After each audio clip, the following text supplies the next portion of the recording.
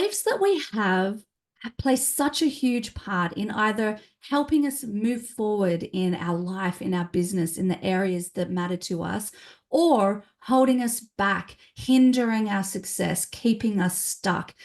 We know, we talk a lot about beliefs throughout our book. It actually plays a big role in different areas of finding that place of healthy hustle. Because when we can work on our beliefs, when we, can work on the thoughts that we have, our thoughts, our beliefs become feelings, become emotions. They impact the perception that we have of the world around us. And that in turn is what impacts the action that we take. Beliefs that we have will impact so many areas. I've done so many workshops over the past around sales beliefs. Actually, anytime I do work with a new client, we must start with uncovering the beliefs that the business owner, leaders, teams have around sales. What does sales mean to us? Ness, you've done a lot of work and continue to do a lot of work around money beliefs. The Absolutely. beliefs. We just got like so much to jump in and say. Money beliefs definitely, especially around business and in life, the differences between people can come down to this belief system. Some people believe that there's not enough money. Some people believe that there is enough money. Some people believe, like you said, with sales, sales is evil, necessary evil kind of thing. Sales is hard, all of that kind of stuff. It's just, I think people underestimate how many beliefs we hold about such a range of different things that impact the behaviors. No, actually, start with thoughts, behaviors, and actions that we take, all based on this thing that happens in a split second subconsciously, where we have no thought process necessarily around questioning it. Totally, because it's happening like automatically, isn't it? Yep. That Yep. subconscious belief system is kicking off and we don't even know about it. And sometimes we can look at, why do I keep doing this repeat pattern? You hear often with relationships, why do I keep attracting this type of person? Why do I keep doing this to myself? Well, chances are we need to look under the hood and really explore what beliefs are driving certain behaviors. So we've talked about it impacts sales beliefs, it impacts money beliefs that we have as we go into the world and earn more money, like the beliefs that were embedded in us from when we were children, from when we were younger, even our beliefs around what success looks like. What does hustle look like? What does success look like? Our definition of hard work, our belief around what kind of leader we can be and what makes a great leader. We've had incredible conversations with leaders. There's one person in particular that comes to mind who we interviewed for our book, James H. And when I first met him years ago, his belief was that vulnerability is a weakness. As a leader, do not be vulnerable. It is a weakness. Now, after working together, he realized actually that's not true. In fact, vulnerability can be a strength. Being human and being real and authentic can be a strength. And I love it because he just recently completed the Dare to Lead Brene Brown leadership workshop. And I was reflecting, thinking, how cool is that? That's, I think, 7 years later, or I don't know, a number of years later. And here he is loving and embracing. Like, if we think about a leader Mm. embracing vulnerability and sharing that story, it's got to be Brene Brown, right? Yeah, So, of course. but that belief initially was holding him back being a great leader. And when he could face that, it was uncomfortable at first, but he was able to move through that. So, experiences we've had with other leaders, experiences as a business owner, things we've seen, things we've observed, things we've been a part of, things we've been told. Our beliefs have been created since day dot, since some would argue even before we came into this world, but that's a whole other type of Mm. podcast. But these beliefs we've created, particularly in our transformative years in 0 to 7, and then they continue to be built upon and embedded in the world that we live in, from our parents, our caretakers, the people around us, school, and we progress high school, uni or not uni, 20s, etc., etc. Mm. So realistically, our beliefs are created from our experiences, from events that have happened that we've been a part of. That also creates our values. And we're constantly seeking out evidence for our beliefs to be true. Because, really, all of this comes down to perspective. I was talking to Jules I was very profound this morning on my walk with Jules, saying, really, everything is just perspective. And it's kind of all BS, but it's all our reality, like at the end of the day. So, Ness, can you take us through when I say we're constantly searching, not even realizing, subconsciously searching for evidence for our beliefs to be true, whether they serve us or not, whether they help or hinder us? What do we mean by that? Mm. It's a really great question because I think the answer itself helps to understand why some people are so steadfast in their beliefs and will not change at all, and why others can change. So there is this part of our brain called the reticular activating system. We like to call it the RAS for short. And what that does is it goes out, that's the information seeker, that's the truth finder, truth to back up our belief system, not necessarily the truth of black and white truth, right? It's just whatever we make up. We make up a story in our head about what something means, we make that a belief, and we look for evidence to back it up. Because at any point, you think about as we're sitting here recording this podcast, and wherever you are listening or watching it, there will be millions, I think it's 11 million bits of information that come at us at any given time. So I'm sitting in an office where there's trees outside and there's sunshine and there's a bit of wind going on and then the dog's somewhere and we're having a conversation. So there's so many different things that if we if our brains took it all in, they'd probably explode. I don't know whether that's scientifically correct, but we just can't. So we chunk it down to find the maybe about, what is it, 7 bits, give or take two, Mm. 7 chunks of information.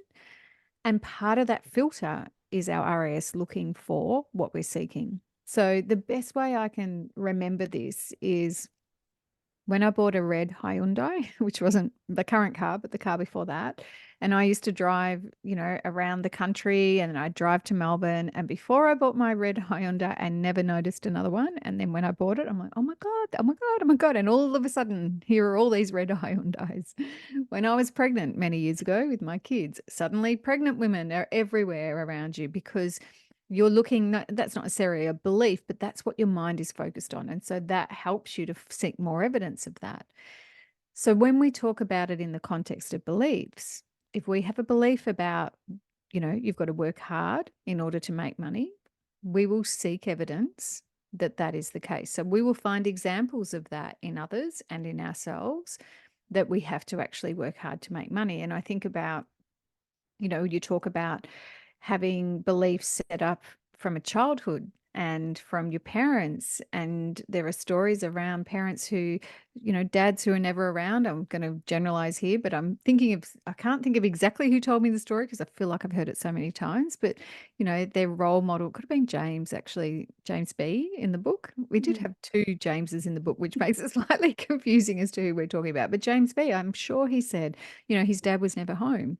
So his belief about success in business is that you've got to work really hard and long hours and not be there around your family. And so that, of course, was the business he created at the beginning until he had the realization this wasn't working for him.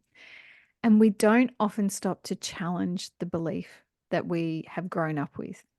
And I think when we get to, sort of older in life, we find it harder sometimes to shift a belief because we've built so much evidence around that belief over the years that I like to think of it as when I was a kid, so this is probably only going to relate to people around the 40s or 50s and beyond, but we used to have that crappy old camp table. And you'd have to lock each of the corners in place, each of the legs in place. And inevitably, one of them would be dodgy and everything would fall off the table, as you're making dinner. So I think the tabletop is our belief. And then all the evidence we seek are the legs underneath. So when we lock those legs in place, we get a really sturdy tabletop.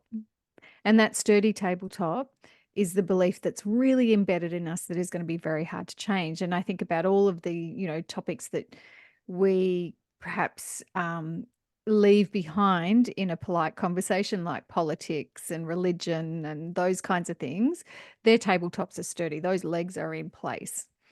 And then it kind of moves on. So there could be some beliefs that you have, but there's a bit of a wobble. And this is about that RAS going and looking for a replacement belief because you want to wobble that really hard, strong tabletop, right?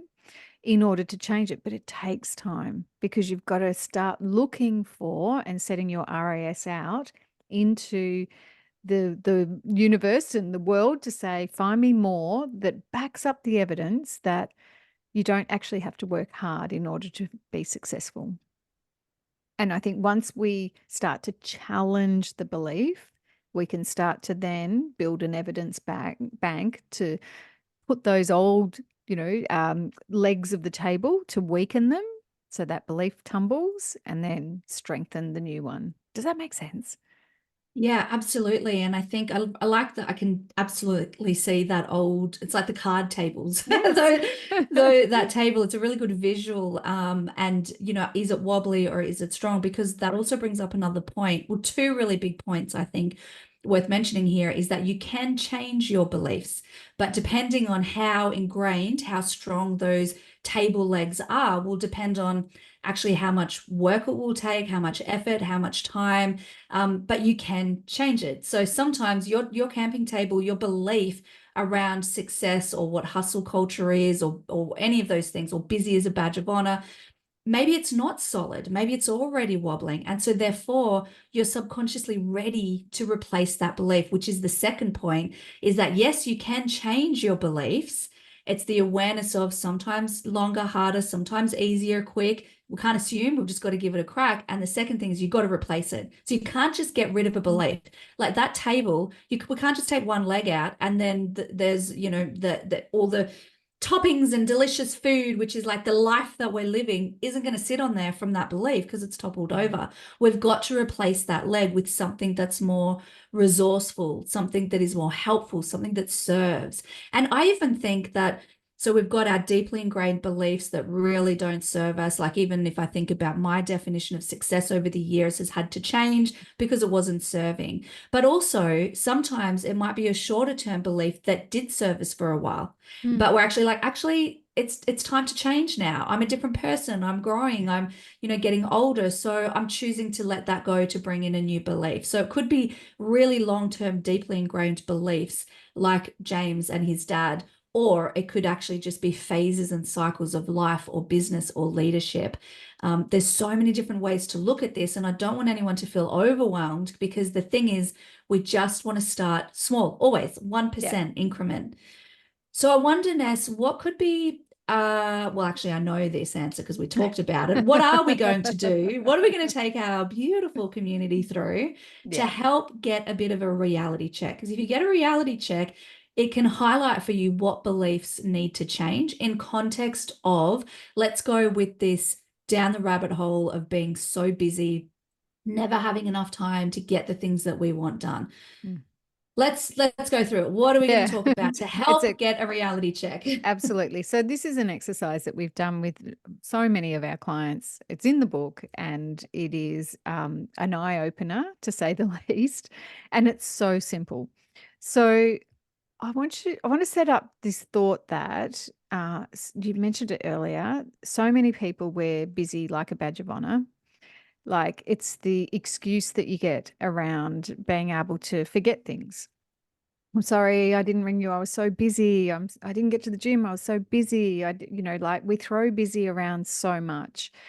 And sometimes it's a really good way of letting ourselves off the hook from actually making the choice about where we spend our time. And I remember when years ago, and I had a sort of like a mentor in my life, a woman that I used to work for, and this whole thing around, I'm so busy, I can't get to do that. And it's like, well, no, actually, you're choosing this over that. And it's not about being busy, it's a choice. And that always hurts the first time you hear it, because Mm, especially when the choice is to work over picking up my kids from childcare mm, or is to prioritize something that's not meaningful and important to me, like, doing a report for work back in the day instead of going to the gym. So These are the whole thing around your beliefs get sucked into everywhere around being busy. And what we want to challenge you with is this tool we take people through called 168 hours. Because, Nikki, why does 168 hours title go onto this tool? Wellness, great question. We all have 168 hours in a week to play with. It's crazy, isn't it? Crazy. I've double checked that number so many times, by the way, because I'm like, is it actually 168 hours? Yes, it is. Yes, it is. If we divide that by seven. Yeah. So I think that's the first reality check. We all have Yep. the same amount of time. We've got Yep. 168 hours and what we're choosing to do with it. And I think that's such an important point you make around own it. I'm Mm. choosing to work over picking up the kids. I'm choosing, like, I remember around 2016, it was a pivotal moment and I was really sick. And I said to my manager, I'm going to have to go home. I'm really sick. And we had this really important meeting that we'd set up. We had external people coming in, all the jazz. And she said, is there any chance you can just stay today and then take all the time you need? And I said yes. And I got pneumonia after that. And I know that it was because I pushed too hard. I stayed longer. I kept working. Now that was 100% on me. I chose that. And there was a health detriment to me. But there was a period of time where it was really easy to kind of blame everybody around me. And that's BS. It wasn't a great choice, but it was still a choice. And that reality check of just own it. Because sometimes the second choice sucks. Yep. Yeah. Absolutely. The But back to second. the 168 time Yes, audit. back to 168. So this is where I tend to listen to podcasts as I walk. So if you are walking or driving, you might want to come back to this later, or just do it mentally in your head. Because what we're wanting you to do is to maybe you need a calculator for this because I can never add up all those hours in my brain. So, but Yeah. basically, it's just a sheet of paper with two columns. And one of Oh, those, oh, are we if going into if it? you're walking, just find a park bench and pull out your notes on your Well, phone. There you that's go. a good This is an idea. excuse for you to stop and sit down. Stop being busy. Yeah, yeah, yeah. Take the time because believe me, it's going to be quite an eye opener and it will change things for you around how you see your belief system. So on the left hand side, we want to write down what we call big rocks. So big rocks are those things that take up our time, that are important, but also time consuming. How else would you describe that, Nikki? Yeah, so big rocks can be regular things that are happening for you, and we'll go through a bit of a list of what they are. But big rocks are important. They're the things that need to happen, and it's not just in the work environment, in the life environment. It might be important to your family, your kids, your partner, but you're a part of it still. So it's taking your time. Big rocks are big chunks of time that you have to have in your calendar each and every week.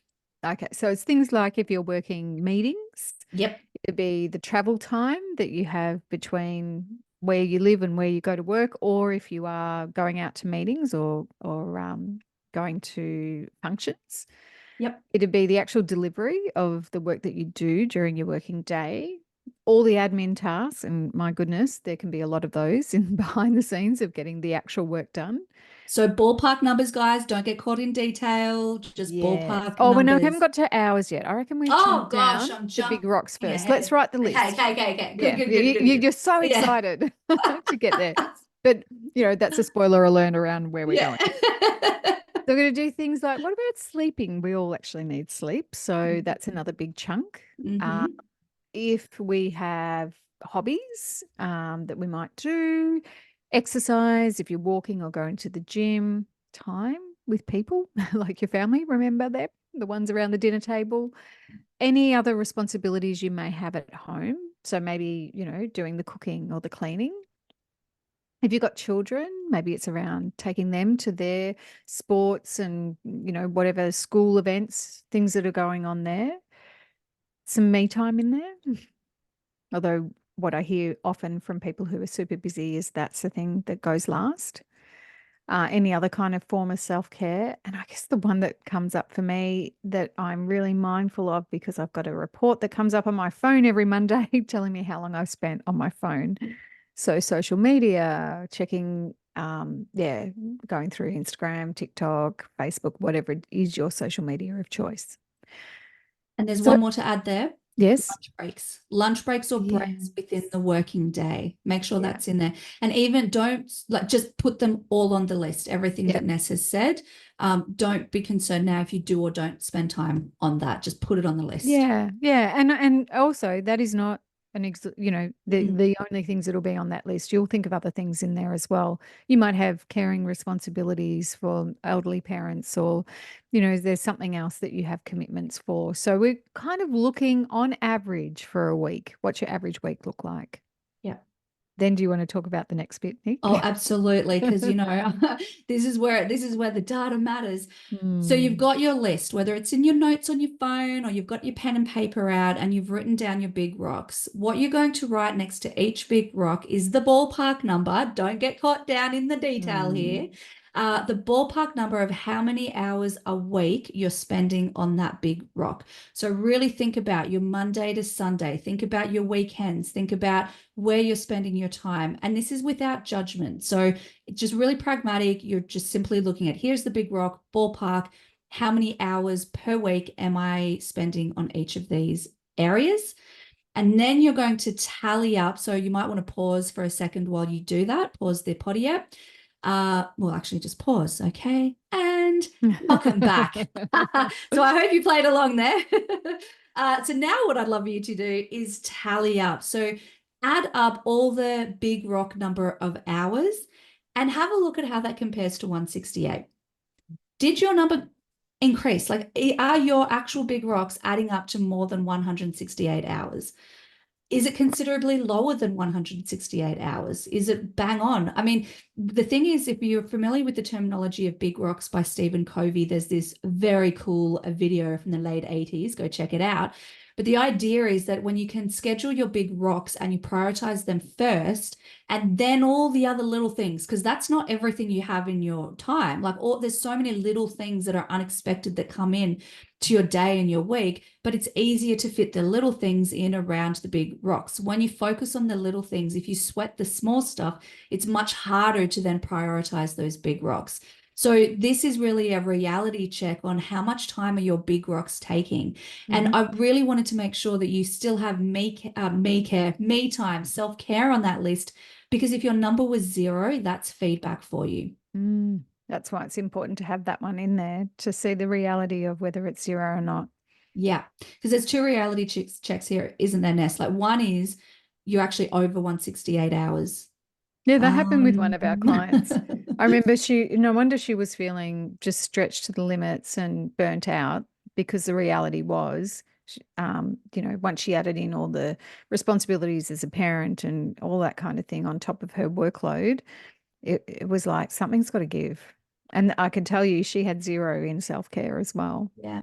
And that's So, where the statistics, like, we've seen some really scary statistics when we researched for the book around, I think it was at 70 to 94% or 70 to 90% of doctors' visits are stress related. So don't quote me exactly on that, but it is in the book.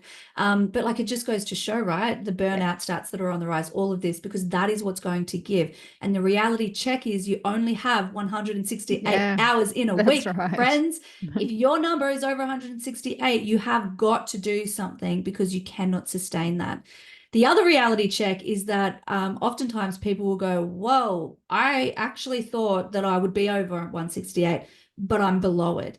And, like that social media, that Netflix, like what actually are you spending your time on? Because the reality check here is you're prioritizing what you spend your time on. So maybe it is that you're doom scrolling or you're whatever it might be, but Yeah, I really want to highlight this isn't about being hard on yourself, because mm, if you are spending your time unresourcefully somewhere, it's usually for a reason. It's not that that you're lazy.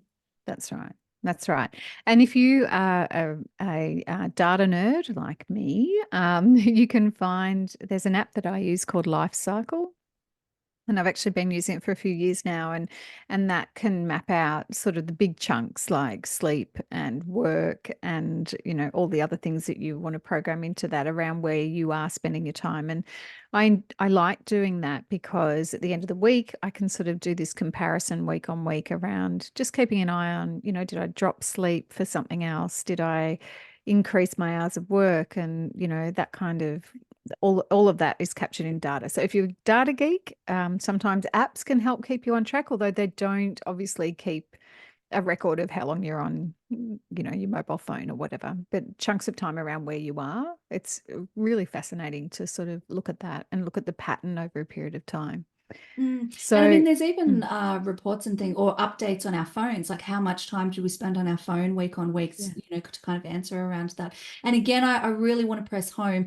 This is really look at this pragmatically. Like, actually, where am I spending my time and how could I do things differently? Because if you're finding that you are falling into some unresourceful beliefs, patterns, and behaviors, it could be because you're pushing so much through the week that you're just exhausted, right? So, Mm, so look, it's kind of like this data shows the symptoms, but not the cause. So mm, when you know the symptoms and you know what reality check you need to have, then you can step back and look at those weeks that you've had around, well, what is causing this? mm. What's causing me to spend my time in these places? Yeah. That's right. So, for example, if you don't have any time set aside for self care or something, to reconnect to self, you'd be questioning the belief around why you think that something else matters more. Yeah. Why is that more important? And there could be seasons in life, like being a new mum or something like that, where you are in a different phase, and that can be not a belief, but a fact. Yeah. But really, I mean, ideally, what you're looking at is this is giving you some data to be able to question why these results. And if you are feeling trapped in the busy cycle, it's a really good way of getting that proof around where you're spending time, so that you can sort of then jump up to, well, what's a belief associated with Mm, this result? mm. Yeah. Mm. And then even look at, okay, well, I know I'm a new mum or we're in this growth phase of business. So actually, there's light at the end of the tunnel, there's Yeah. positive stress, or it's negative stress. There's no light at the end of the tunnel. There's no, so what can you do to ask for help? What are some of the changes that you can make? I love it, Ness. Yes. So aside from doing the Yes. 168 time audit, which Which we highly nice recommend. nice one, everyone, Uh, for playing along. What's an mhm. action that people can take in the next 24 hours? I think one action that's going to be really helpful for those who are feeling like there's not enough hours in the day is to find something in your calendar over the next week or two that you can actually say no to, and replace it with something that really matters and is important to you. I love that. Simple Donna as that. McGeorge often talks about the relief when someone cancels a meeting. How actually kind of Yes. how good is it? Because it's like, oh, I've got that hour back. Oh, I've got, Yeah, it's kind of like exactly. set a meeting up. Actually, I've heard her say this. You could even set a meeting up with yourself and then cancel it so you've got that hour. But That's right. that would be an additional task. Yeah, It's that's right. We creating want you to space. just find something to say no to get you back some hours in that 168 precious hours that you have each week. Love it. Okay. Well, that wraps us up for another week on this podcast. Thanks for listening, everyone. Have a great week. Thank you so much.